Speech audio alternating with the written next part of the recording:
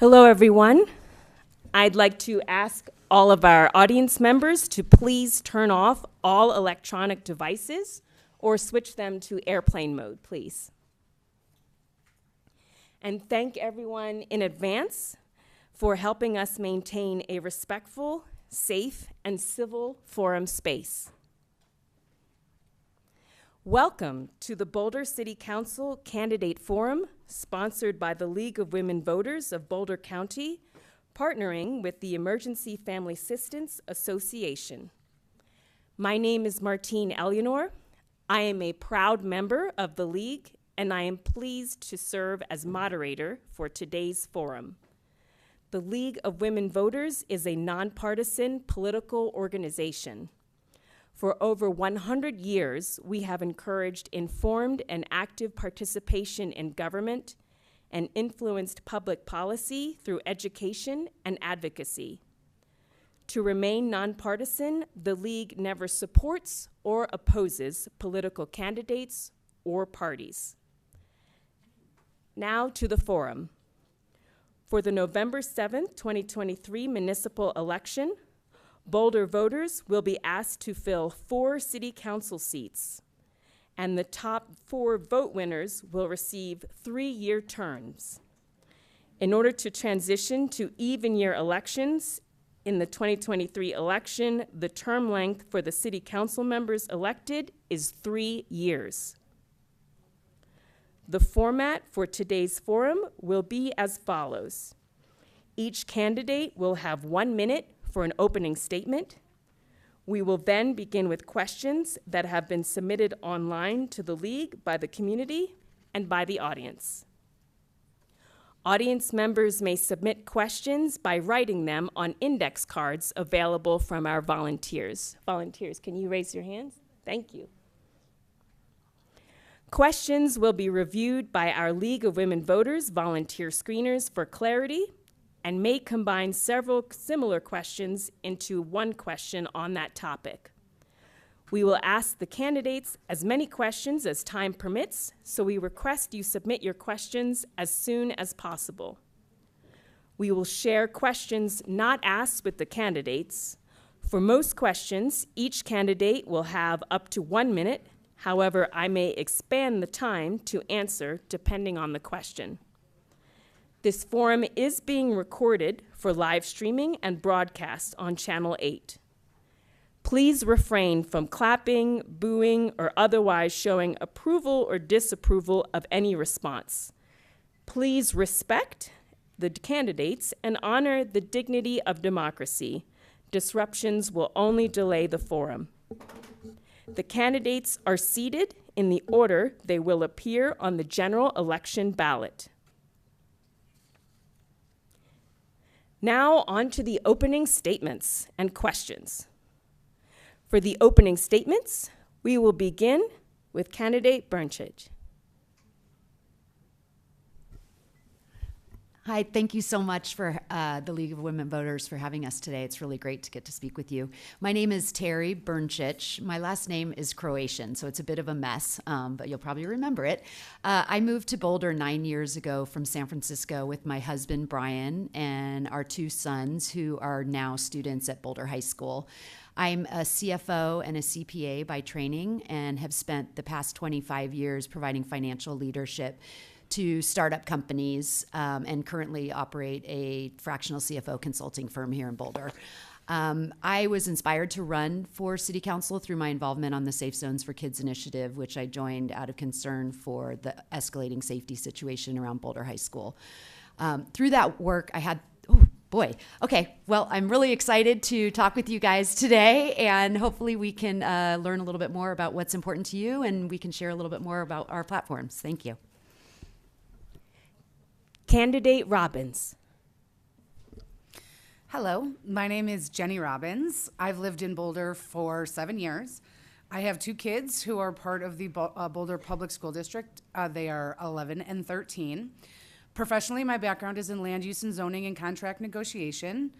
Personally, I'm a community advocate. I've donated time, goods, and services to multiple organizations locally throughout Boulder County over the last 7 years. I became involved in city council because I was concerned about the direction that Boulder was currently going. And I don't think that the current council has done enough on public safety or environmental sustainability. I'm an advocate for youth and family, public safety, affordable housing, climate action, small business, and the arts. My top 3 work plan priorities are, my top 3 work plan priorities are municipal court reform, creating youth opportunities, and permitting reform. I believe we need to modernize our permitting department here in order to get small businesses up and running faster. Thank you. Candidate DiCarlo. Good morning.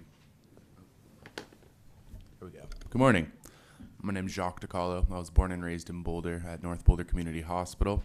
I'm a lifelong environmentalist. I went to Mesa, Southern Hills, and Fairview, and went to Western Washington University, where I graduated with a degree in sustainability and social justice. I moved back to Boulder in about the end of 2019, where I noticed that our air quality had gone down in this state, and I didn't recognize parts of the city. That kind of drove me to start my campaign to make Boulder more sustainable, to make Boulder more environmentally conscious. I think we have a idea that Boulder is a sustainable city, but there's always more that we can do. Some things I'd like to see is more water conservation, more renewable energy, assisting lower income households in the transition to retrofitting their houses so that they can be energy efficient as well. I think we really have to prioritize our climate resiliency. Candidate Atkins. Good morning, everyone. Thanks for being here. Thanks for hosting this. My name is Silas Atkins. I have 2 children going to BVSD schools. I work in the school district myself as a paraeducator at Manhattan Middle School. I decided to run on multiple areas, which I believe is that we have an ecosystem here that needs to be taken care of. I've been relearning that in 7th grade science right now. It's been very helpful. And so I believe we need some work around people, how we can afford to live here, our built and natural environment, wildfire resilience, and water conservation. I believe we need to make sure we're taking care of people first and foremost in collaboration with our environment, and that will help everyone do better. Thank you. Candidate Lewis. Hello, my name is Waylon Lewis, and it's my first time up here on the Star Deck. I was born and raised in Boulder, Colorado. Wildly different than Jacques. I went to Whittier, Mapleton, Casey. We have some profound differences there. I'm a lifelong environmentalist, a daily cyclist, haven't had a car in 15, 16 years. My rescue puppy, Winfield, is currently playing with a neighbor's puppy. And I am determined to create coalitions and depolarize this town towards solutions around homelessness, affordability, doubling that, and climate crisis, which most of us don't seem to view as a crisis. Thank you very much. Oh, I have extra time. It's really good to see all of you. It's really cold outside today, and I'm honored to be here. Candidate Schuhard. Good morning. My name is Ryan Schuhard. Pronouns are he, him. Before getting started, I'd like to acknowledge some of the terrible events that are taking place in Israel and Gaza that are weighing heavy on our community, and just say that I recognize that a lot of our community is directly impacted and suffering. Thank you to the League of Women Voters for this forum, and more importantly, thank you to the League for 123 years of incredible leadership to enfranchise women and other voters and to build our democracy.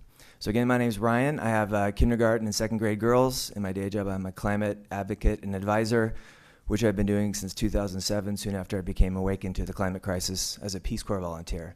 I'm a member of the city's Transportation Advisory Board, through which I'm trying to build transit and other better mobility options, make our streets safer, and improve land use to reduce traffic and make create more housing. I want to make Boulder safer, more affordable, more inclusive, and through that build climate action, and I look forward to talking. Candidate Weiner. Hi, my name is Tara Weiner. I'm currently on City Council, and I have been for the past 2 years. I have, in the past 2 years, really focused on being there for constituents, and I always give out my phone number, so I will do it again if you have pens.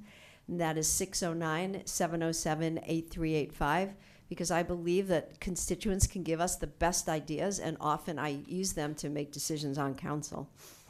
I am the one incumbent here, and for the past 2 years, I focused on safety, particularly bike safety, wildfire mitigation, safety in our underpasses. Mental health and homelessness has been a really key issue for me to try to help solve. Affordable housing has been heavily on my mind. But most of all, I want to say that being there for constituents is the most important thing for me. Candidate Marquis. Hi, my name is Tina Marquis. Thank you for having us here. I really appreciate the League of Women Voters and your role in our community. I've lived here in Boulder for 21 years. I'm raising 2 girls, one who's at college and the other who's taking the PSAT down at Boulder High. Let's wish her good luck. I got involved through my kids in the community at our local elementary school, then went to serve on the school board for 8 years, including being the president for 4 years and during the pandemic. It was a very divisive community time and a divided community, and I echo Waylon's sentiment to, that part of my goal is to help reduce the divisiveness of our community. My hope after serving for 3 years is that Boulder will be a model city for caring for our homeless neighbors while ensuring public safety. We will have a clear plan to welcome more essential workers and people with children to live in our city alongside of us. And third, that we are on track to meet our climate goals that we adopted in 2019, and our community is a partner in that goal. Thanks. Candidate Adams. Thank you. Thank you to the League of Voters again, and all those who took time on this beautiful Saturday to join us and be a part of our political process. My name is Taisha Adams. I am a daughter. I'm a godmother. I am a woman who stands on the intergenerational shoulders of women who fought not only for the right for white women to vote in the 20s, but for Latinas in the 70s, and for black women in the 60s. This is an intergenerational, all-hands-on-deck effort, and our democracy is a muscle, and it is stronger when we have more people involved and engaged. And so I'm an educator who has worked with communities to create a school for pregnant and parenting teens and their children. I am a policy expert who works in climate and environmental policy, and I also rolled off the Commission for Colorado Parks and Wildlife, really focused on balancing people and planet and also on a just and joyous community. Thank you. Our first question, we will begin with Candidate Robbins.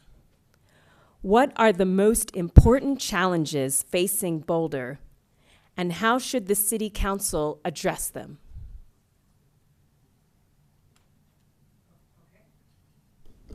Okay, thank you for that insightful question.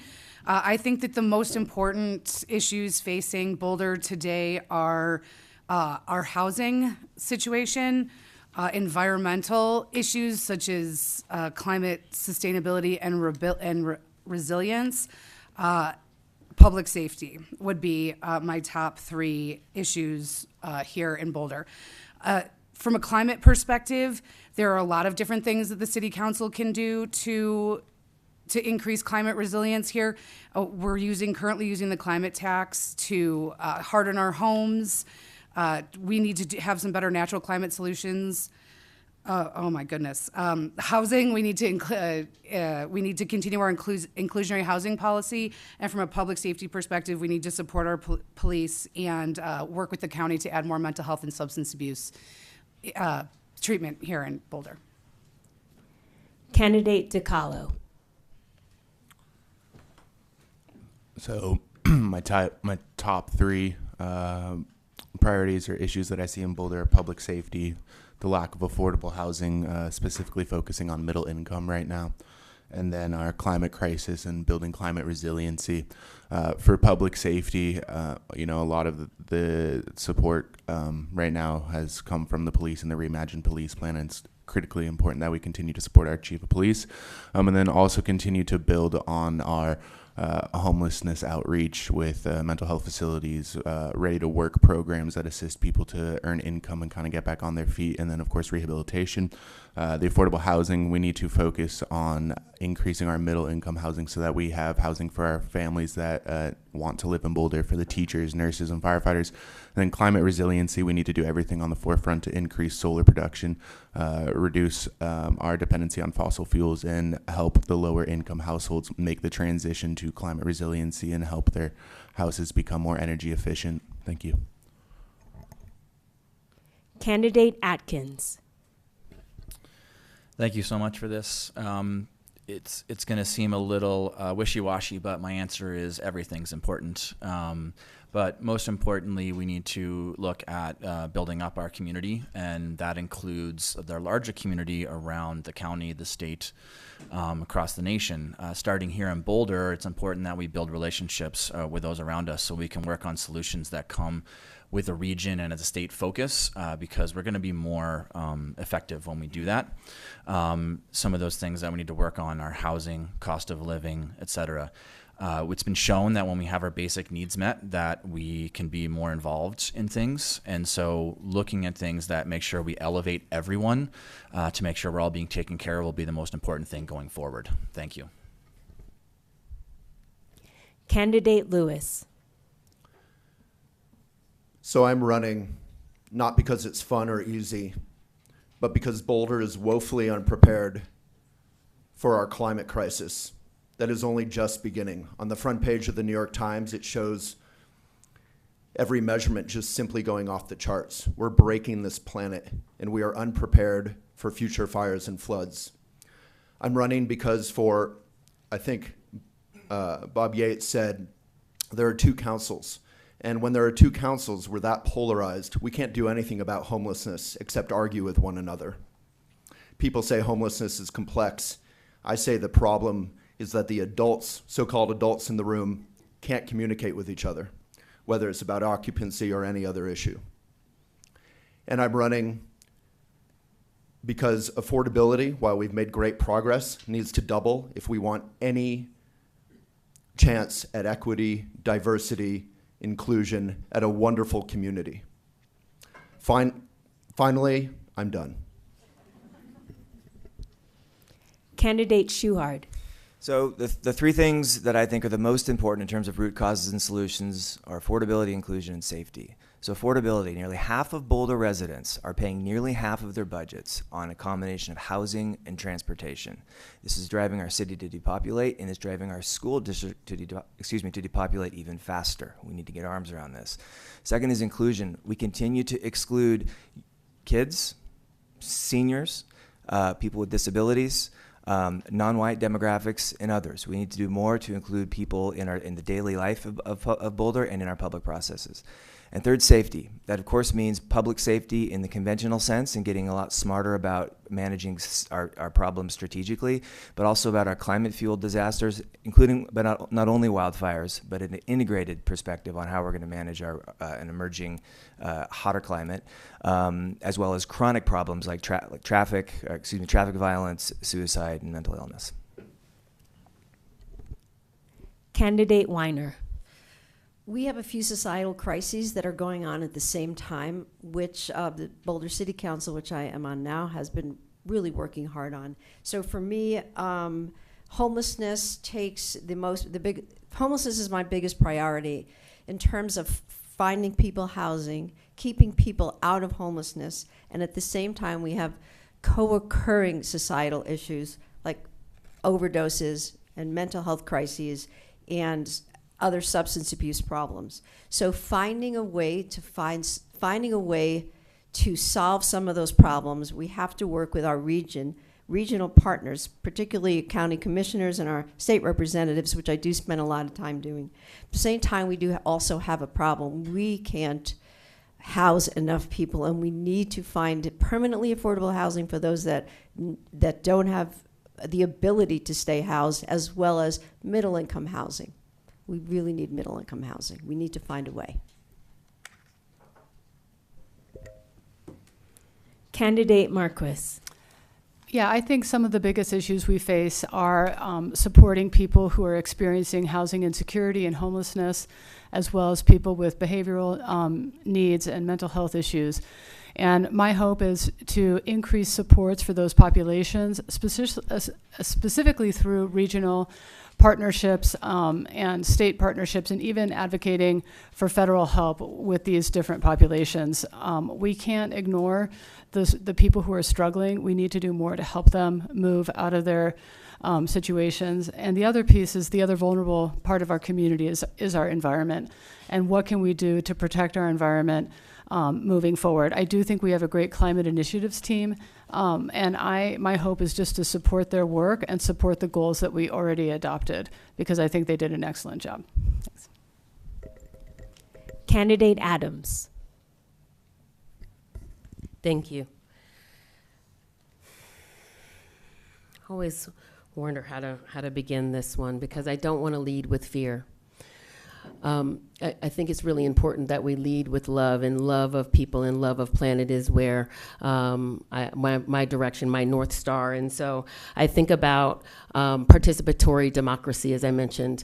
Democracy is a muscle, and I noticed as an inaugural member of the Boulder Police Oversight Panel that a lot of our boards and commissions are not reflective of the communities that we serve, and I think the policies that we have reflects that erasure or gap in lived experience and expertise. And so that is a critical area for me, is really continuing to strengthen our governance and moving from informed to a real collaboration. And of course, habitat for all. Housing is habitat for people, but as somebody who came off Colorado Parks and Wildlife, I understand the role of natural resource management, and we have an affordability issue around water soon with a 25% increase. So, thank you. Candidate Bernchich.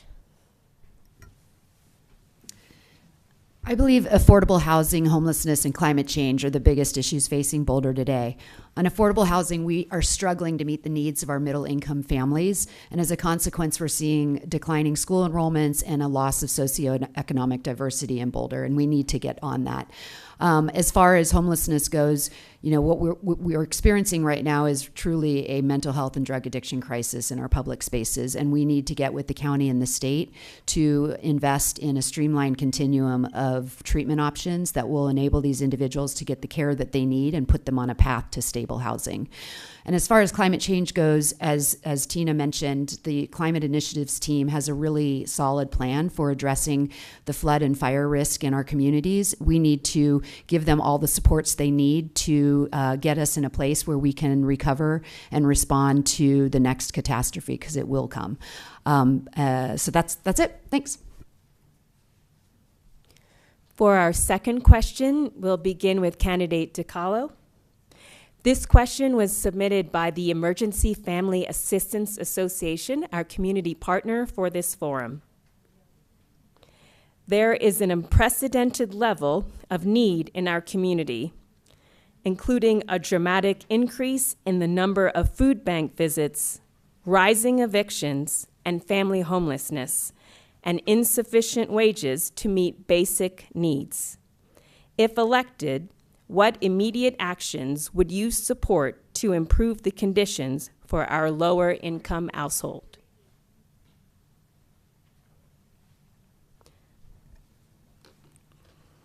Great question.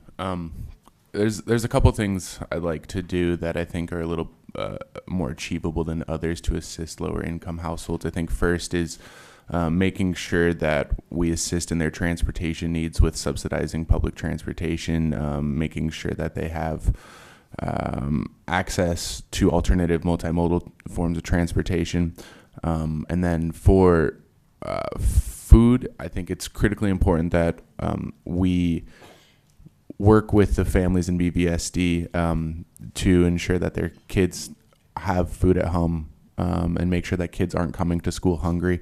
I think that's a critical issue. And then, like I've touched on earlier, is energy retrofits for these lower income households so that they're not fronting the bill when Xcel continues to raise energy rates. The Climate Initiative has set forth a little bit of a goal with that, and it's critically important that we support that goal and make sure that these energy efficient retrofits happen as soon as possible. Thank you. Candidate Atkins. Thank you, EFA, for this question. As someone who has recently and currently uses EFA services, their food bank and their mental assistance program that the city is part of, I was very grateful to see council approve more money for that recently, and we need to do even more. Preventing homelessness is the biggest factor. We have national statistics around, I forget if it's 2/3 or 3/4 of households don't have $400 saved for a medical emergency or a car breakdown or something else like that. And we have the resources to fix that.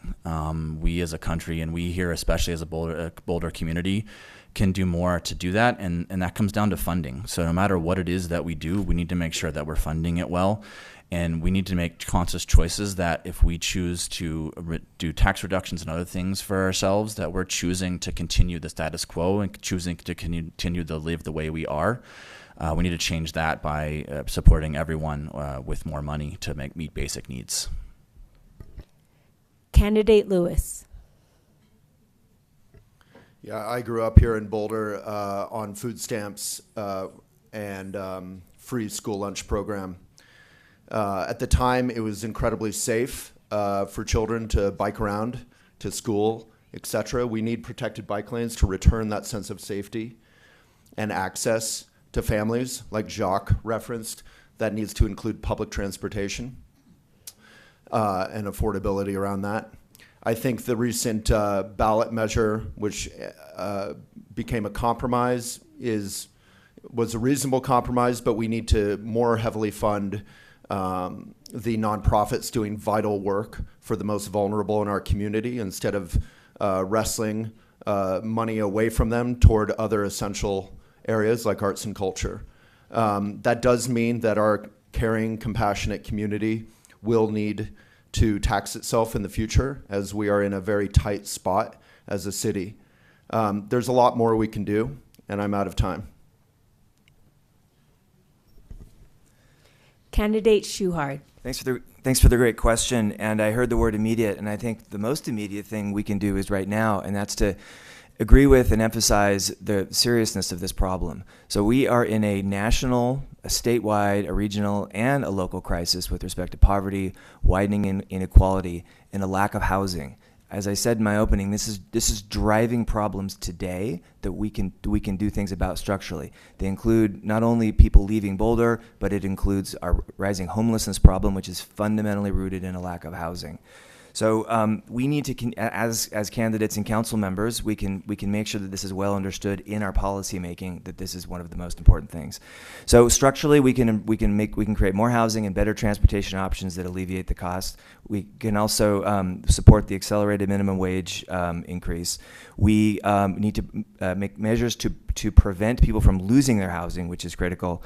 And we should partner with BVSD and figure out ways to work directly with families on innovative solutions. Thanks. Candidate Weiner.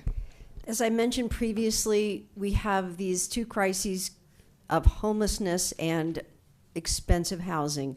So here's where EFA comes in. EFA is our crucial partner who makes sure that people don't fall under the radar. For me, housing families that are homeless is the most important thing. So how can we do that? First of all, by building permanently affordable housing that's specifically for families that are on the verge of losing their housing. Keeping families housed is the most important thing to fight homelessness at this point. Also, we need more money for EFA. At the last city council meeting, I specifically said every dollar that we can have left over from the budget, we should give to them. For everybody that listened to that. Also, our minimum wage increase must come in 2025, and I'm going to push to have that absolutely happen. And I think that I want to end with a thanks to EFA for always keeping in our minds that this is the most important thing. Candidate Marquis. Hi. So first, and thank you, EFA, for the great question. I would encourage City Council right now to look at when they're doing their two fund distributions from the Health Equity Fund and also from the Housing Fund to focus on EFA and partners to EFA in the way they distribute that money. It's the Health Equity Fund itself is $3.2 million. It's a lot. The other piece is to support the increase in minimum wage by 2025. And I also encourage everyone to support the supportive housing tax extension that the county is running to help look at the affordable housing crisis we're having both in the city and in the county. And then finally, it's to look closely at pieces of legislation that are going to the state that might help our families who are at risk of being evicted or experiencing housing insecurity overall. Thank you. Candidate Adams. Thank you so much. As I mentioned, I am an educator who started their work with the Children's Defense Fund and Freedom Schools program in the mid-90s. I've been dealing with this very issue of housing, affordability, transportation since that time. And I'm excited at the opportunity to be able to join the council and address the bottlenecks and blind spots that we have the authority to eliminate. Staff has been very clear on the staff, boards and commissions, and our Boulder Police Oversight Panel has been very clear on policy recommendations that could be done to eliminate, again, the blind spots and the bottlenecks that have been hindering our ability. I think of, the day shelter and some of the other programs, the policies that have been passed, but we haven't been able to implement them with fidelity. And so through transparency and accountability, I think that is another critical step to ensure that we build back the trust across our community to do the work that needs to be done collectively. Thank you. Candidate Bernchich. The city is working really hard to develop affordable housing options, and we're at about 8% of our housing stock right now with a goal of 15%. We've got 1,400 new units coming online in the next year or so that will help, but we need to continue to invest, and the way to do that is to really remove impediments in our zoning process that will facilitate and encourage developers to come in here and build. The city council met a few weeks ago and is talking about changes to zoning in our single-family neighborhoods that would allow for more builds of housing. I think that will be helpful. I think we also just need to simplify the overall process to ensure that the developers are incented to build as much as they can. The other area is around rental affordability. So with the recent change in occupancy limits, we had an opportunity to drive greater affordability, and I would like to revisit that decision and see if we can't require some rental reductions in exchange for the increased variances in occupancy limits in order to ensure that we've got affordable rental housing. Thanks. Candidate Robbins. Thank you. There are three things that I think that we should do to focus on affordability and family struggles here in Boulder. Childcare, increasing public and private partnerships, and housing. I went back to work after 6 weeks after I had both of my children. They went directly into private daycare, and then until they were in private daycare until they got into the public school system. It was extraordinarily expensive, and I understand that financial burden. I think we need to push the county to reconsider the early childhood development special district. I think that we need to, so Colorado's the 8th most expensive city for childcare. Colorado's the 8th most expensive state for childcare in the United States. And we have 65% of children under the age of 6 have both parents in the workforce. In addition, we need the public-private partnerships to provide additional services and work with EFA for food, basic needs, financial support, housing options, and programming for children. And lastly, EFA provided last year $2.2 million in rental assistance to families in need. So we need more affordability regulations here in Boulder as well. Thank you. The next question will start with Candidate Atkins. What steps will you take to ensure that middle-income workers in Boulder can afford to live here rather than commute? This would help to ease traffic and improve our air quality and climate. Thank you. For all of our housing needs, we need to look at not just a single type of housing. We need to look at mixed housing. HUD, Housing and Urban Development at the federal level, recently released findings which have been most people have known for a while. They're in the area or in the business of housing, that having mixed income developments is the way to go. Having small community areas where people of various income levels live is the most beneficial to community building and ensuring everyone has their needs met. So I want to see us look at not only middle income housing, but building middle income housing along with lower income housing and, frankly, some luxury units for the people that can afford to live there. For that, we have some great places that we could build within our existing footprint where we don't have to go outside of areas and continue our sprawl that we're having. So it's focusing on finding those places, maximizing the housing we can put there, and increasing the transportation that can get there as well. Thank you. Candidate Lewis. As Terry referenced, our affordability is at 8.4, 8.5%. Our goal is at 15%. But middle income has been a tough nut to crack. I think that really just takes focus and caring, and we need to make that happen. Recently, a study came back to City Council after they had requested it to look at middle income housing. It proved difficult, and the council moved on after a few follow-up questions. We need to not move on. We need to make it happen. Disagreeing a little bit with the premise, not everyone will be able to afford here, so we need to live here, so we need to invest in partnerships with the L-Towns, et cetera, Golden, for EV buses and vans. We need to make it easy to get here, not in cars always. Again, with Terry, the occupancy needs to be, which I support. We need to amend that so that there is some built-in affordability and it's not just a landlord giveaway. Thank you. Candidate Schuhard. Thanks for the great question. This has some overlap with a few things I previously said, so I'll try to be a little more expansive.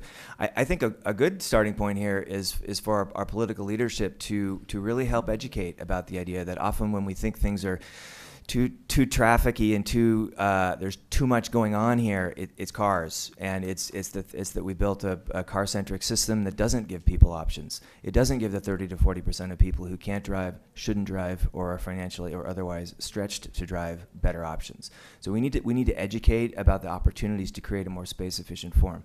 As we do that, my colleagues have made a few good points here, and in general, this is about the middle housing system of housing. So 2 to 3 bedroom, duplexes, condos, quads, cottage courts, small apartment buildings. We need to create better by right zoning that allows the development of these units more by right, which will tend to be smaller and be more inclusive for more types of people, and at the same time reduce some of the administrative frictions that councils have gotten a start on. Thanks. Candidate Weiner. We got nowhere on City Council in the past 2 years to try to develop middle-income housing. I was one of the minority that voted to focus on middle-income housing, but the minority, so we did move on, unfortunately. We do have the Middle-Income Down Payment Assistance Program, which is proving to be a great program that people really like and is popular, so we need to continue on with that. But at this point, middle-income workers have nowhere to live. So we must find you know how difficult it is to I don't even have words for how difficult it is. What we need is inexpensive land or land that we own that we can work with developers to create middle-income housing. And for me, that is at this point the planning reserve, where we need to annex that, and we need to coax developers to build the right kind of housing for middle-income people, both workers, families of all types, to be able to live here. Candidate Marquis. Hi, and this is an incredibly important issue, the ability to attract middle-income workers, including people with children, as we see the declining enrollment in our schools, which seems to be faster than surrounding communities. So some of the thoughts I have is first to just understand what are the people who are commuting looking for, and understanding that it probably is a duplex or a triplex.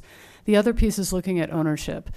We have a lot of rentals. We're about 53% rentals now in the city of Boulder, and I would be curious to look at plans like that Mayor Johnson is doing in Denver, a rent-to-own program, so that we could give people ownership opportunities. I think it's really important for people to have the opportunity to build intergenerational wealth, and then also looking at the reserve in the comp plan, where we can use city-owned land to again create housing types that appeal to middle-income workers that also have an ownership opportunity tied into it. And finally, I did hear that there's a lot of interest in the middle-income down payment program, and I'd support that. Thanks. Candidate Adams. Thank you. It's always important to remember how we got here. $1,000 a lot, right? Origin, as well as non-white poor people living in a 3-block radius, discriminatory housing, finance policy. So again, the programs that we're operating are not charity. They really are an effort to rebalance the discriminatory policies that have led to the inequities that we see now. As a middle income renter, we are underrepresented on our council right now. And so again, I think it's important to have people with lived experience on our council making decisions about how currently, unfortunately, that down payment policy does not allow me to buy the home that I can rent. So there are gaps in those systems. And so again, having a system that doesn't meet our needs or policy doesn't meet our needs is exactly why I'm running, because I want to fill those gaps, the half steps of our policies, as well as the implementation of it. I echo many of the policy recommendations, but again, it's about fidelity of implementation. Thank you. Candidate Bernchich. We talk a lot about wanting to house the individuals that are commuting in, the 50,000 in commuters, but the reality is that luxury townhomes and the single studio apartment rentals that we're building all over town aren't meeting those individuals' needs. We've got to get way more data-driven about what kind of housing we need to address this population. About 10 years ago, the city conducted an in-commuter survey to understand what types of housing it would require to get these individuals housed here in Boulder. I think we need to revisit that analysis, and then we need to use it to construct a targeted development roadmap that will enable us to build the right housing at the right price points, instead of just building housing for housing's sake, which seems to be what's happening. I echo other sentiments. I think we need to really look at the planning reserve. I think it's a huge opportunity to enable us to build something like Holiday that will expand our capabilities. All of these other things are sort of nibbling around the edges. That's an expansive opportunity, and I do think the middle income down payment assistance program is also really beneficial. Thanks. Candidate Robbins. Thank you. I am in favor of continuing our inclusionary housing policy and leveraging cash in lieu and commercial linkage fees in order to create more opportunity for affordable housing here in Boulder. I do believe in our major charter restrictions, are the green belt and the blue line, and I believe we need thoughtful growth here in Boulder, gentle infill, like potentially rezoning our business districts and industrial areas in order to create unique, affordable opportunities for middle-income earners. I agree that the down payment assistance program is a good start in the right direction. Also, I would consider looking at a possible rent-to-own possibilities here in Boulder. They're all good progress towards what we're looking for. In my opinion, I believe that we have availability in Boulder. What we don't have is affordability. So at the end of the day, we're going to need to regulate for what we want to see. And if we want to make opportunities for middle income earners, we're going to have to make it affordable for them. Finally, parking reform in general. I think we need to build for people and not for cars. And I would like to look at the planning, the Area 3 Planning Reserve as well. Thank you. Candidate DiCarlo.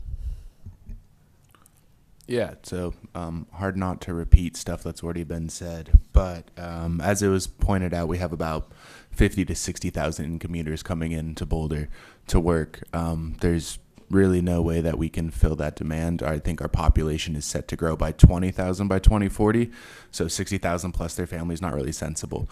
What we do need to do is, I think we need to increase linkage fees to hold these businesses accountable that are coming in and developing on areas that could have been used for housing, like Microsoft, Google. These larger businesses that have the money to pay those linkage fees would be a great thing, and then that money can go to the down payment assistance program or possibly rent-to-buy assistance programs, strictly focusing on the middle income housing, because the cash in lieu and the inclusionary housing has played its part for lower income, but we really need to focus on middle income. And I also think we need to look at redevelopment and infill, but sensible redevelopment and infill. We do statistic neighborhood surveys to understand the neighborhood's needs, to understand the transportation routes of those neighborhoods, and make sure that if we build in those neighborhoods that it would be sustainable. Thank you. For our next question, we'll start with Candidate Lewis. Residents of Boulder are upset about crime, lawlessness, and public health and safety issues. How would you, as a city council member, meaningfully address these crucial issues? You will have 90 seconds to respond to this question. Well, 90 seconds is more, but it's only enough to scratch the surface. Right now, for 5-7 years, we've been enforcing and not enforcing at the same time, moving the homeless around, fraying the already thin fabric of their lives, making them more desperate, while spending $30,000 to $50,000 taxpayer dollars on every single enforcement action without anywhere for them to go. So they just go a block or two away. It's the definition of insanity, or stupidity, I'm not really sure. It's cruel as well. It's a moral issue. What we can do if we form a coalition to work together is create real homeless solutions. I'm far more interested in that than fighting over safe zones.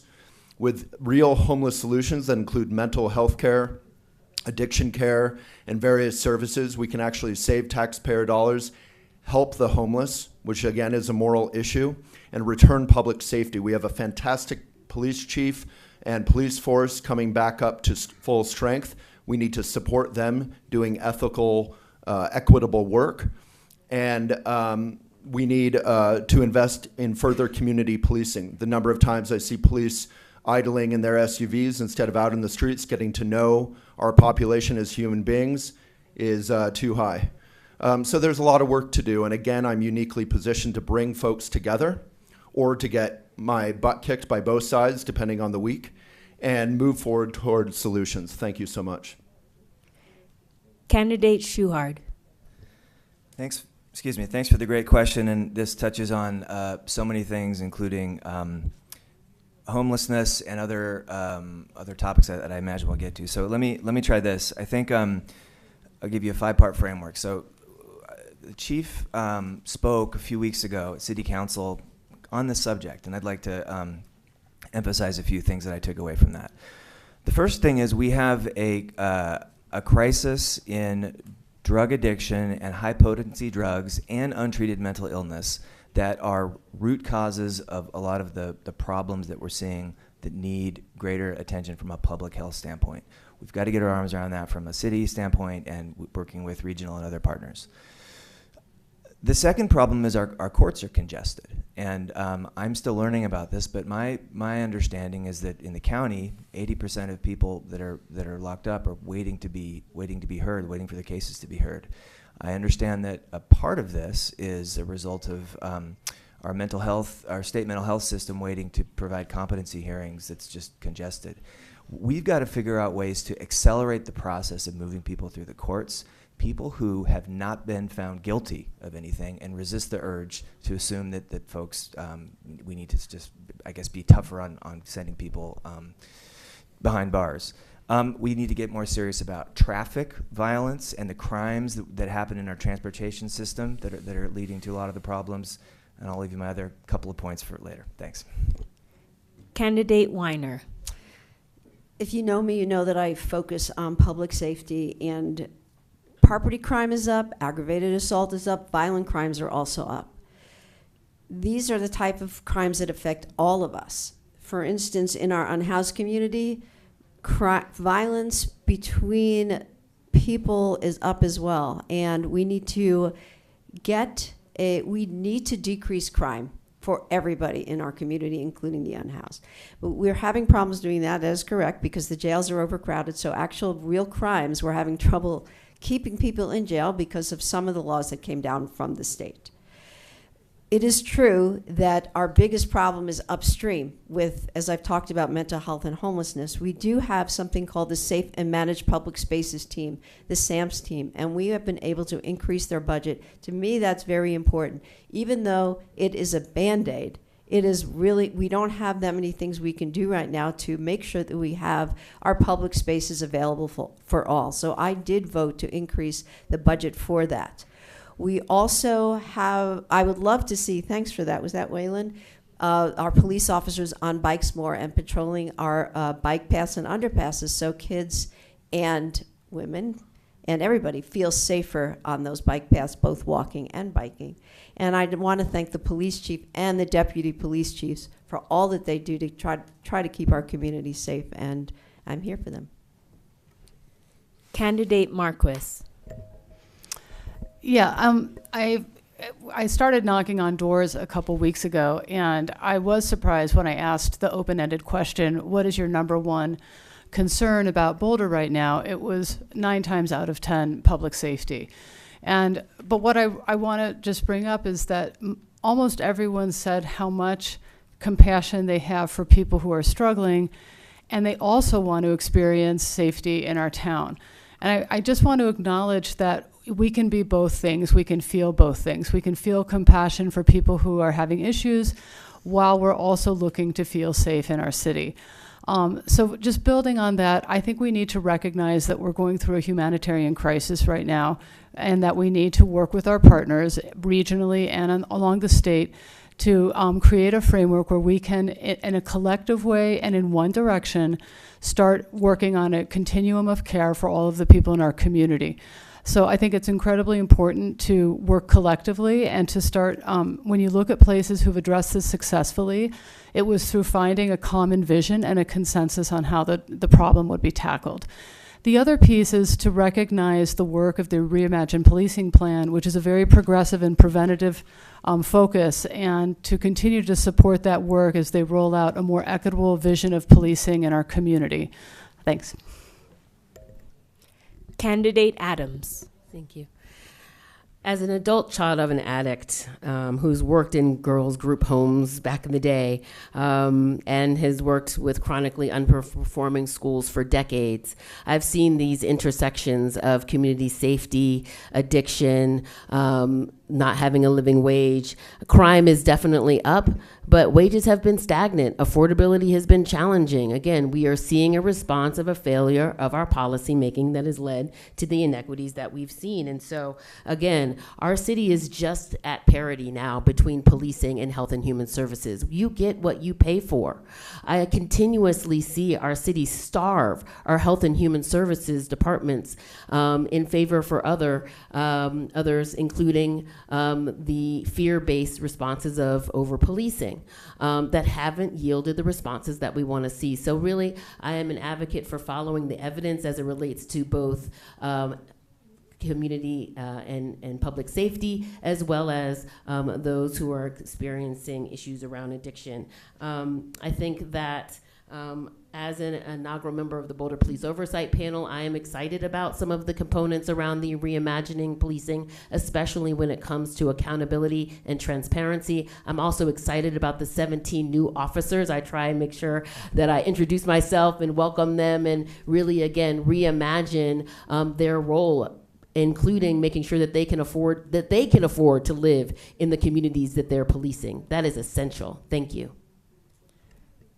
Candidate Bernchich.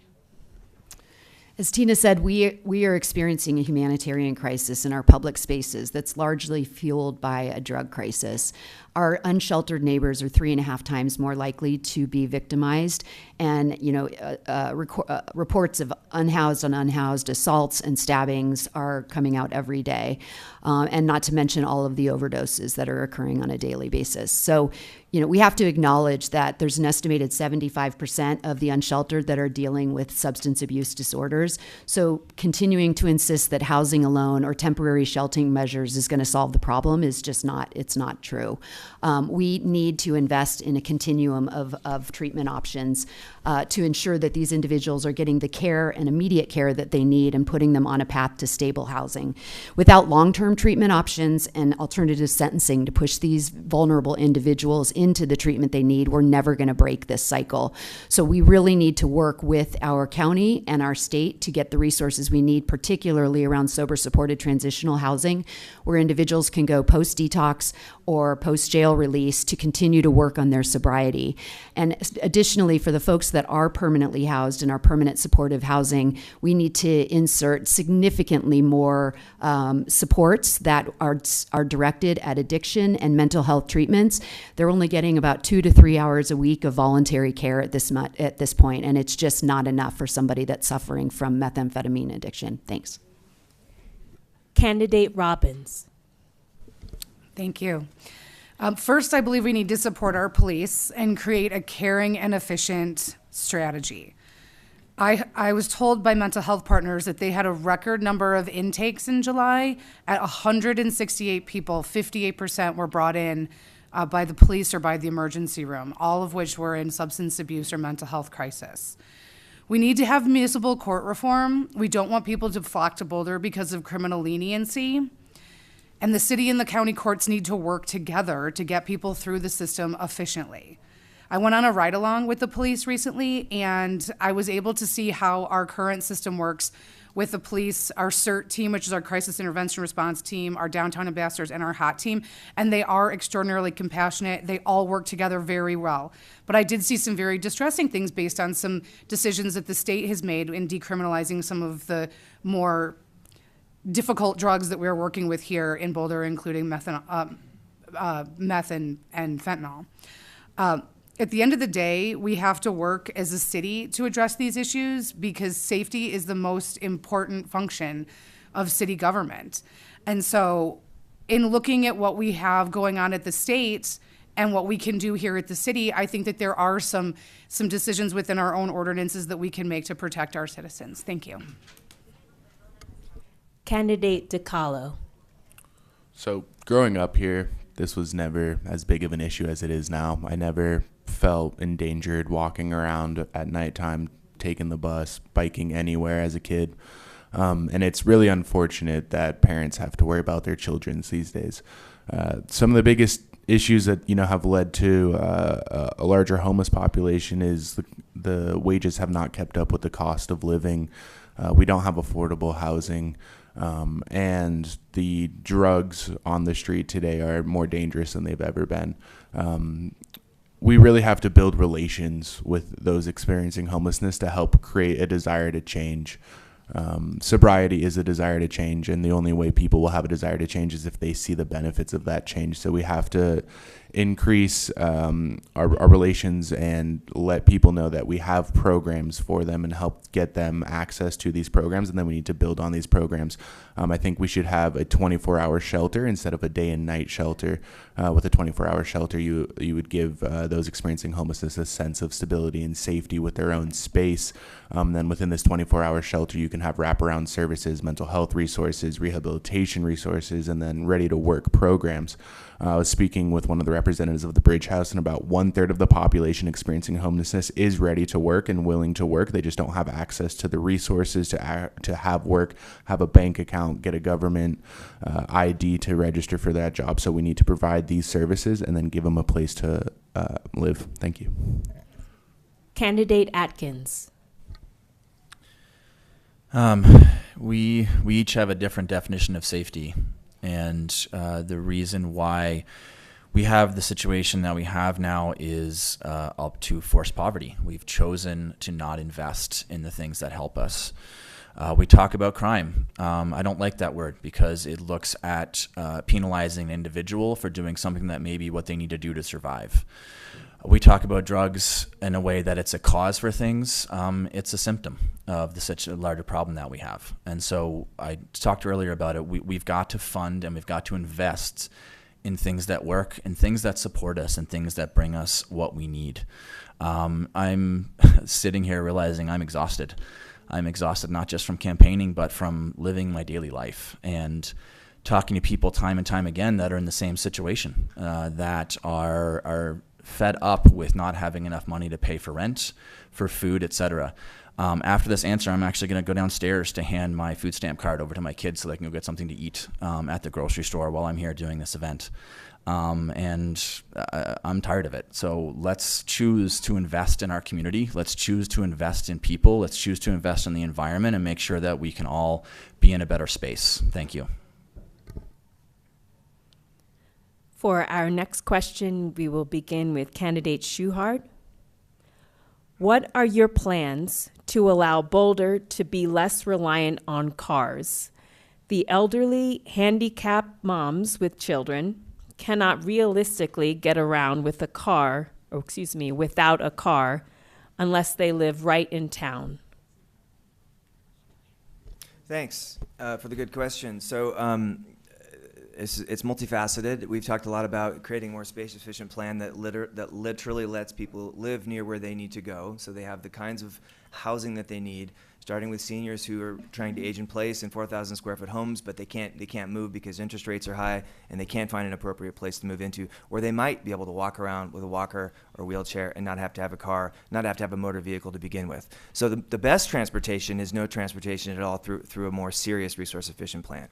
Number two, the good news about that plan is we'd start doing that, it makes public transit work a lot better. And not public transit in terms of a bunch of 40-foot transit buses going around halfway empty that come through town once an hour. We're talking about a system of within a quarter mile or less, vehicles, smaller vehicles that can move and get you every 10 or 15 minutes. You start to think about it spontaneously like you do a car. Most importantly, this is not about cars versus another mode. It's about the choice between a monomodal system and creating a diversity of systems that work together in an ecosystem in which we have choice. It's going to take time, but we can do it. Candidate Weiner. Well, I'm going to do something unusual. Sometimes when I speak in city council, I'm better at doing than I am at speaking. So I probably was unclear at something that I said, and I want to explain it. There was this person, often I ask people to speak at open comment who are previously unhoused, because I feel like we all need to hear their perspective. And this one person spoke, and she said, I want to feel safe too. When I was unhoused, I didn't feel safe. And this thing happened recently, I don't know if you read it in the papers, where somebody stabbed an unhoused person. They went to jail for, a day or two, and then they were let out on a PR bond. Well, a few weeks later, they were arrested again for having a lot of fentanyl. But what I mean to say is that we all need to feel safe, every single community member. And once you're on council and you get to hear from people in open comment, which is one of my favorite things, you see that we really need to do something about this crisis of people not feeling safe, all people. Candidate Marquis. Okay, just thinking about cars, which I think is the question, and how different populations can move through the city. I'll just also bring up, we need to think about which services we provide and where. So I'm a parent with children that decided to play volleyball and to do dance. And it's very difficult to get to those locations. One of them had to play in Superior, and the other one went to a dance studio all the way out on 65th in Arapahoe. So one part is just thinking about the daily lives and what people need to access and where. I think VIA does a good job with some of the senior population accessing the West Age Wellness Center, places like that. But when we think about kids and what they need to do, and we're very focused on making sure kids are engaged in doing activities, and we need to support facilities throughout town that are accessible for kids, ideally even without a parent driving, perhaps through buses and bikes. Thanks. Candidate Adams. Thank you so much for this question. I used to work in public education for decades, and one of the things I would always talk to parents and policymakers and researchers about was that children don't fall out of the sky. They're a part of an infrastructure. They're a part of a family and a neighborhood and a community. Similarly, cars. Cars are not in isolation. They are connected to housing. They are connected to workforce. They are connected to education, to houses of worship, to sports. And so again, it is not just about how do we be less car dependent, which also has implications on our climate, but also what are the other policies that are connected that would need to be changed in order for that to be a reality for all of the people that live and work in Boulder. And so again, I think of the intergenerational family. I think of people with disabilities. I think of all of the different ways, different identities and intersections that our community represents. And our policy needs to be responsive to that, as does our financial or resource allocation. Thank you. Candidate Bernchich. As a suburb with 100,000 people, we're never going to eliminate cars. It's just not feasible, but we can definitely do better. I feel that we do need to be respectful of the fact that there are individuals, whether it's elderly families or individuals that use their cars and work out of their cars, to ensure that we do have access to car transit. But we can certainly facilitate a shift towards a car light environment, and that would be mostly, I think, in really doubling down on on our bike transit options, and especially e-bikes. I think e-bikes gives us a great opportunity to really commute between medium to short range distances. So building an infrastructure that can encourage that use, first off, making sure we have safe pathways, also that we've got safe use strategies to ensure that individuals that are using e-bikes are transiting alongside pedestrians and regular bikes in a safe manner will encourage more folks to get out of their cars and onto bikes. Thanks. Candidate Robbins. Thank you. I'm going to focus on RTD for this part of the conversation. I came here from Chicago. I grew up taking public transportation, the trains, the L, the buses, and I moved here to Boulder because I knew that there was a robust transportation system here, and I wanted my kids to be able to take the transportation system. After COVID, we lost our gun barrel route off a lookout, so now when we take the 205 down, we have to walk about a mile down to King Soopers to take it, which is fine.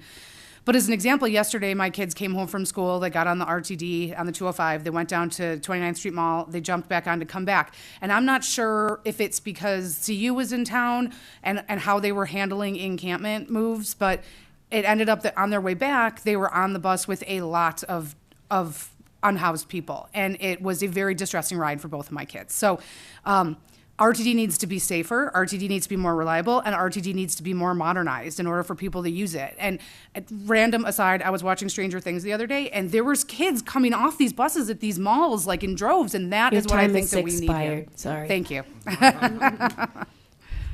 Candidate DiCarlo. Yeah, so I grew up taking the bus around Boulder. It was the best way to get around as a kid, and I want to bring it back to that. But RTD has let us down a little bit and cut routes and cut neighborhood access. So what I would like to see is possible expansion of the city HOP program. We could do that through neighborhood statistics surveys to make sure that each neighborhood is getting the valid the needed transportation route for their community. In the sense of accessibility, I understand the dilemmas with that. My father's in a wheelchair. He's unable to walk at this point, so we do need access to get him around to go downtown and take him out. So it's a hard balance there. But I think we can do proper planning with the city and increase public transportation routes and increase bike routes and make bike paths more safe and make sure that in the wintertime we're plowing all our bike paths to make sure everybody can get around on an e-bike if they choose to do that. Thank you. Candidate Atkins. Could I have the question again, please?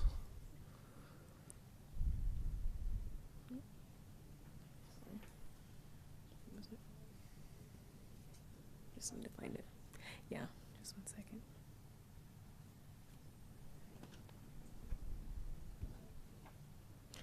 What are your realistic plans to allow Boulder to be less reliant on cars? The elderly, handicapped moms with children cannot realistically get around without a car unless they live right in town. Thank you. So a lot of great ideas have already been said here. We need to increase our bike infrastructure. We need to make sure that anything that we're doing allows for accessible transportation to come up to areas that it needs to. I remember talking to someone recently about how we could better expand the things that are happening on Pearl Street for walking and biking.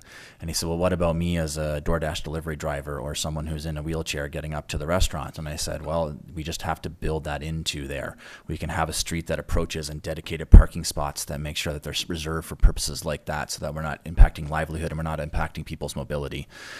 So it's all about smart planning. The biggest thing we need, though, is we need to fund it properly. We need to make sure that we're spending the right money to do it right and build it out so that people can have access. Thank you.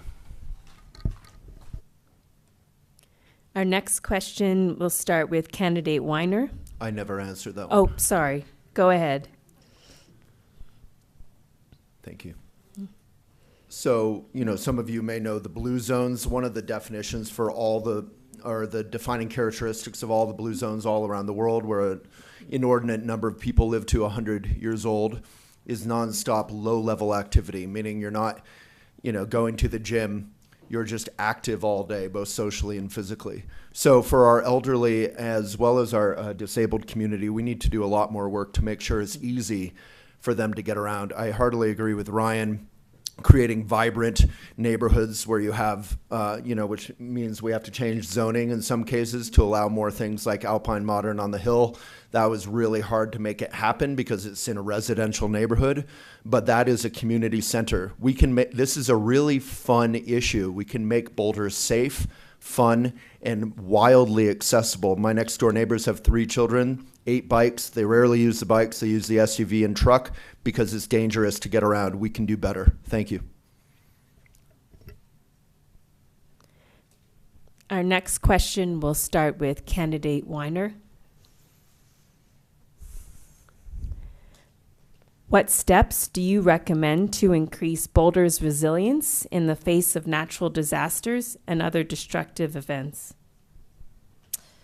In the past 2 years I've been on council, we've actually taken a lot of those steps. And one of them is the thinning of the wildland-urban interface. For those of you that like acronyms, the WUI.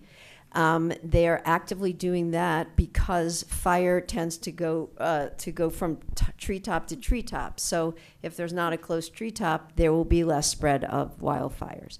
We also have a very intense wildfire mitigation program going on right now, and also we do offer people in neighborhoods and neighbors the ability for the fire department to come and to assess your home to make sure it's fire resilient. Flood mitigation is heavily on everybody's mind as well. We know that's coming soon. And so we have an extensive flood stormwater, I'm trying to think of the words right now, but flood mitigation project going on, and we're working with different neighborhoods to make sure that what happened in 2013 doesn't happen again. Candidate Marquis.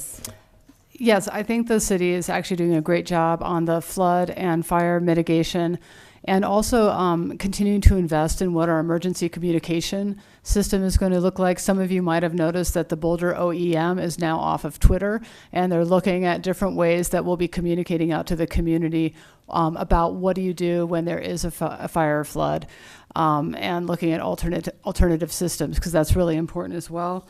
The other piece is the Climate Initiatives team spoke about at what point will we look at incentives for making our homes more resilient to fire and flood versus requirements, especially on homes that are not new development, so on existing homes. And I think that's a tough question, but we have to think about, especially in the context of insurance and maintaining insurance coverage for all of our homes that's affordable. Thanks. Candidate Adams. So from my perspective, every job is a climate job. And if anything, my job is to serve as a translator, and our city needs to be a better translator on how we can support our residents, businesses, visitors, and all those who intersect with our city and the responsibilities that they have around climate and climate resilience.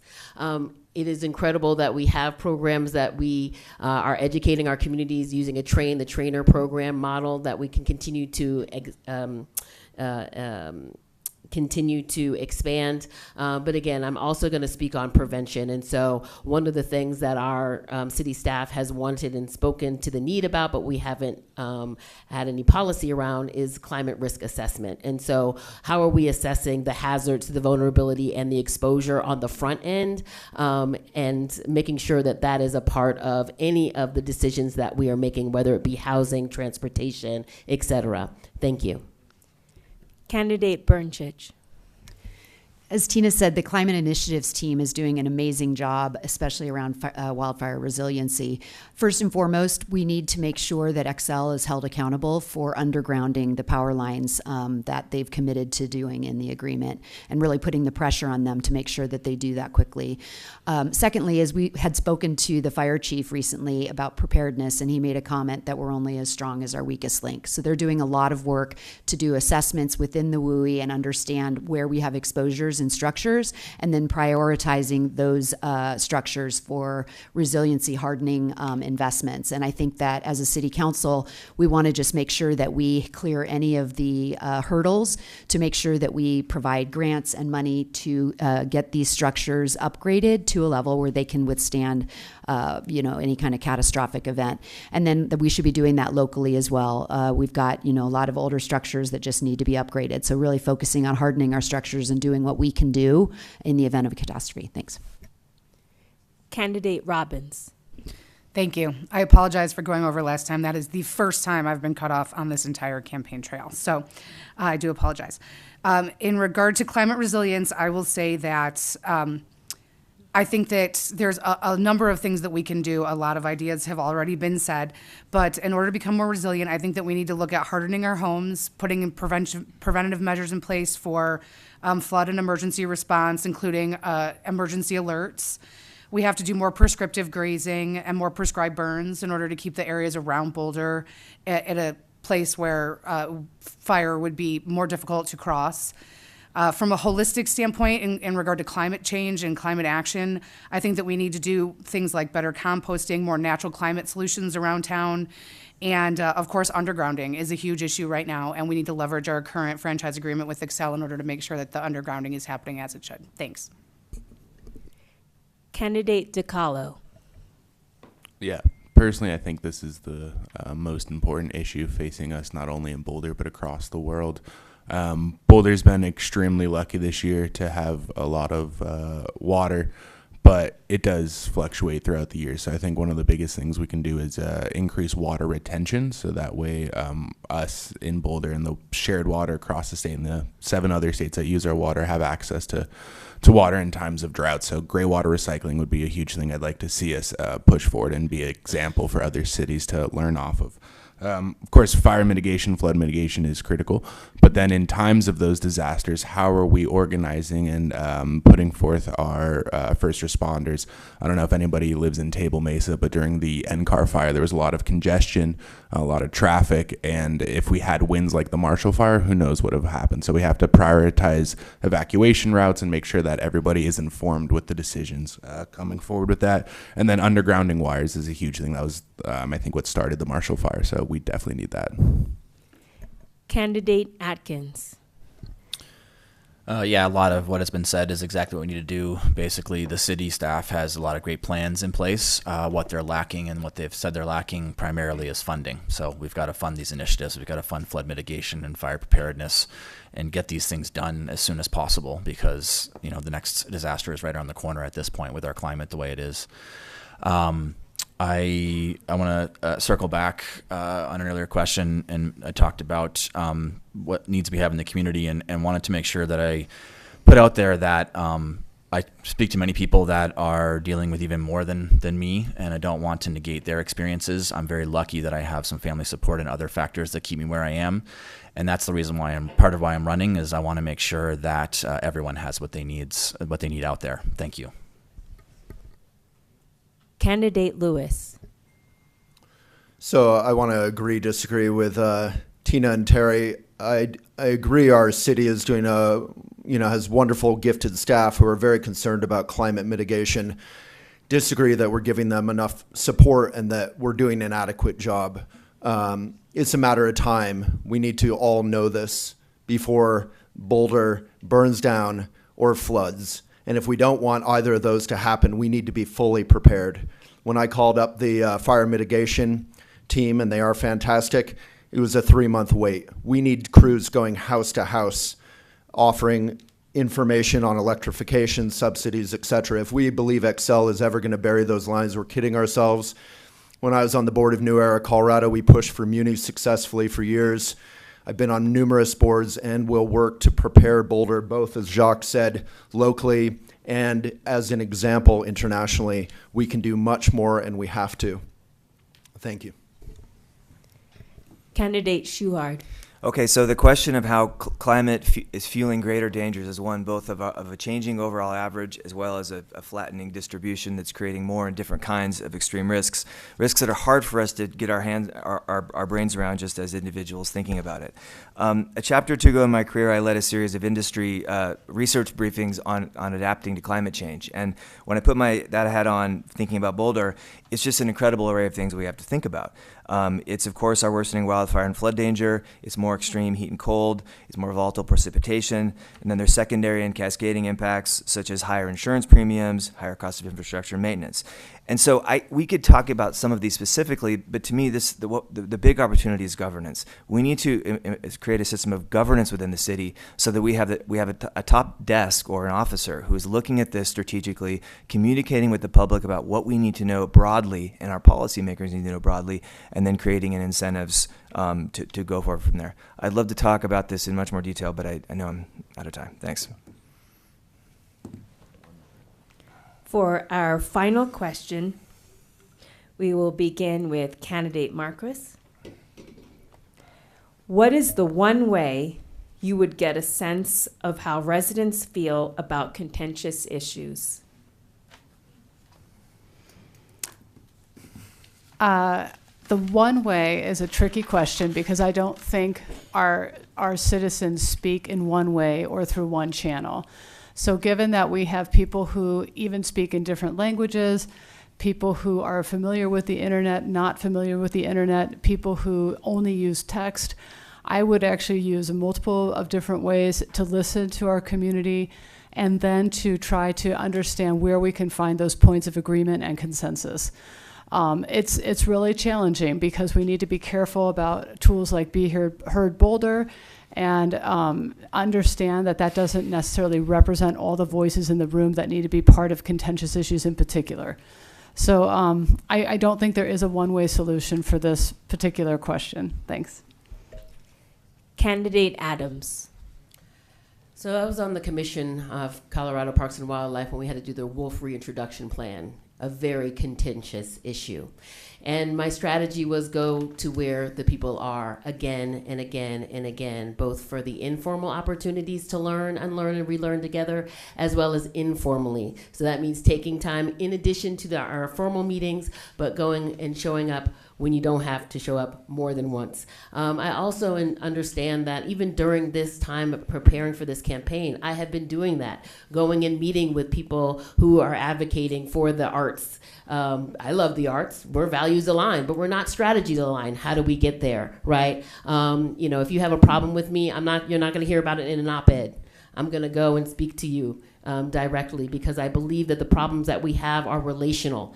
They are not logical. And that logic comes by understanding people's perspective and lived experience and expertise.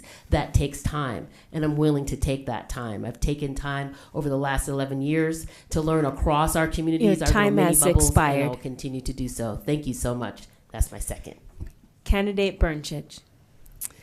Yeah, I mean, I don't think there really is one way to do this, but one program I think is really useful is the Community Connector program. So basically, groups that are connected are sort of the liaisons between the council and the policymakers and the community to collect feedback and really understand what the stakeholders need as we are making decisions. And I think that's a really efficient use of resources to collect perspectives and be able to communicate that information back to the city council in a consolidated way rather than having sort of onesie-twosie meetings.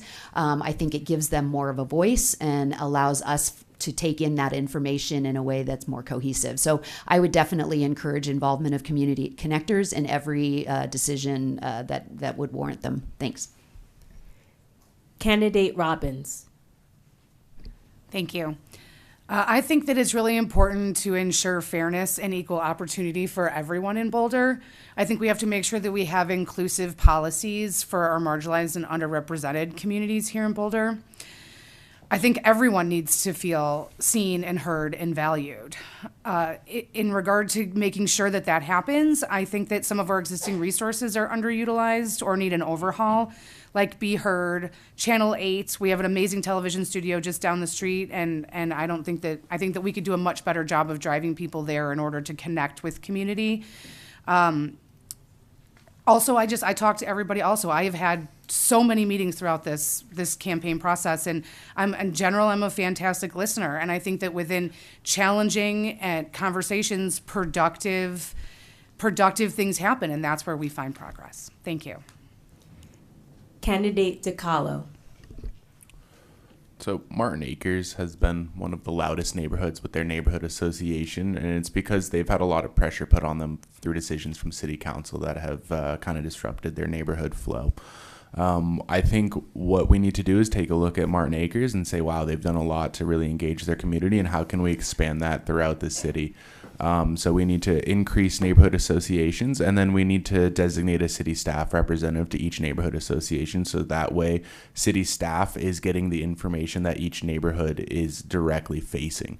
And then city staff can bring that to council, and we can have discussions and have actual representation through actual voices from each neighborhood. Of course, the tricky part is how do you get everybody in the neighborhood to speak up? Not everybody's going to be like Martin Acres, where everybody wants to participate. So that's where we have to do a little bit more community engagement and say, what's the easiest way for you to participate? Is it through a text? Is it through us coming to your door? Is it through you just giving us a call? And that's up to us to figure out how we can increase that engagement. Thank you. Candidate Atkins. Thank you for this. Tina and Terry are right. There's no one way to approach this, so we can't answer that question that way. Taisha's right that we need to go where people are. In that respect, I'll disagree a little bit, Jock, because I live in Martin Acres, and so a lot of the engagement in Martin Acres is by the folks that can do it. So you mentioned that. We definitely need to focus more on the second part of what you said, which is making sure that underrepresented voices are heard, and that's the meeting people where they're at that Taisha mentioned. I think it's very important. And I'll finish off with I often forget my intros, but I'm wearing a Free Hugs t-shirt, so anyone who needs one after this, I'm happy to give one. Thank you. Candidate Lewis. Free hugs are valuable, but right now I want some eclipse glasses really badly. I've been jealous about this corner back here looking out at the eclipse. So I really enjoy listening to people. I think that's born of knowing that I don't know everything. I think all of us enjoy listening, or hopefully we wouldn't put ourselves up as candidates. I founded a business, Elephant Journal, that's been running successfully now locally for 22 years. And we have 13 million social fans. We have millions of readers a month. This is what we do. We communicate about tough issues, like Taisha said. We don't always look for agreement, but we have the conversation and we have it straightforwardly with people. And a big part of that is listening. So I would say the one way is to communicate effectively. I think Bob deserves a shout out for the newsletter in this age of decline of media. And then to listen, and then coalition, so we can actually execute and make progress. Thank you. Candidate Schuhard. Thanks for the wonderful question. I can boil it down to 5. So quickly, if I can. 1, we have a systemic bias in who gets to run for election and who gets appointed to our offices. Just the time and the resources it takes, and also in who shows up to the meetings that we set up for the public. I don't want to pick on Boulder. This is a difficult problem, but the idea is, while at the same time I need to be more out in the community and meeting with people one-on-one, I also need to be skeptical of what I'm hearing and make sure that we're relying on community connectors and some of the other systems of governance that we have in the city and invest and expand those programs. Number 2, we need public process that's more at the strategic level at council, in which council is being a heat shield from staff instead of putting staff so much out on the street to try to smooth things over in transportation projects that city council has already decided needs to go forward. We need, third, a more public health oriented approach to looking at the data on simply where people live and what their probabilistic needs are in order to know what to go forward with. I have 2 more, but I'm gonna have to leave it for afterwards. Thanks. Candidate Weiner. My favorite communication is speaking to people on the phone or in person, one-on-one. I spent a lot of time on city council visiting people, for instance, visiting our affordable housing communities and asking people personally, what do you feel? What are your struggles? What are you going through? For me, learning from people is the way that I learn best. I call staff to get detailed information on each and every packet. And I also have really deep relationships, meaningful relationships with each person on City Council, because they look at life differently than I do, and we've had different lived experiences. I want to hear from everybody, and that's really why I give out my phone number, because I learn the most from people who think differently than me, look at life differently, and have different experiences than I do. I just want to end with, that's what I love about Door to Door right now, is you get to go to all the different neighborhoods and listen to people and what's really on their mind, and we are representatives of the people after all.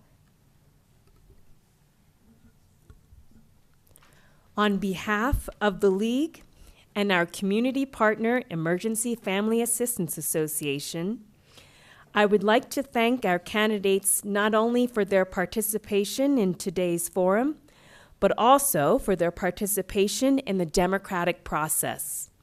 Running for office and serving as an elected official is hard work. Thank you to our forum volunteers and to the Boulder City Clerks and Channel 8 office for their essential help.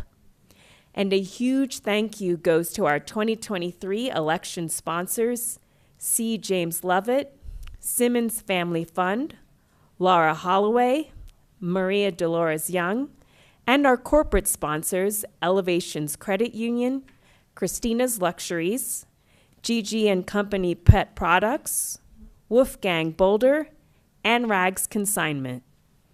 And finally, thank you to you, the forum audience, whether here or viewing on TV or online. It's up to all of us to make sure we respect and work to protect our democratic processes. We encourage everyone to go out and vote. For more information about the upcoming election and the candidates, please go to the League's voter information site, vote411.org. And remember, democracy is not a spectator sport. Thank you all for coming, and as we adjourn the forum, please join me in a big round of applause for all of our candidates.